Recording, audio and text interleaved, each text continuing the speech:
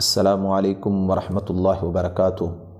الحمد للہ وکفا والصلاة والسلام علی من لا نبی بعدہ، اما بعد فاعوذ باللہ من الشیطان الرجیم، بسم اللہ الرحمن الرحیم۔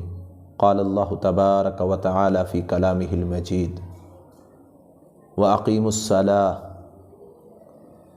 محترم بھائیو، اللہ تعالیٰ نے قرآن مجید میں بے شمار مقامات پر نماز ادا کرنے کی تلقین کی ہے۔ اس کی وجہ یہ ہے کہ ہم سب اللہ کے بندے ہیں اور بندگی کی بہترین صورت اور کیفیت وہ نماز ہے۔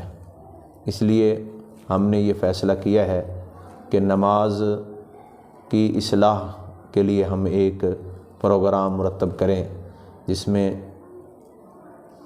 ترتیب سے ہم انشاءاللہ نماز کا طریقہ سیکھیں گے، اور وہ بھی رسول اللہ صلی اللہ علیہ وسلم کی حدیث مبارکہ سے۔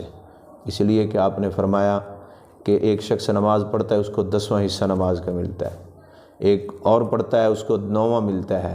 بالترتیب آپ صلی اللہ علیہ وسلم نے یہ حصے بتلائے، اور اس کی صحیح توجیہ یہ ہے کہ جس شخص کی نماز جتنی سنت کے موافق اور مطابق ہوگی، اس کا اجر و ثواب اللہ کے ہاں بڑھتا چلا جائے گا۔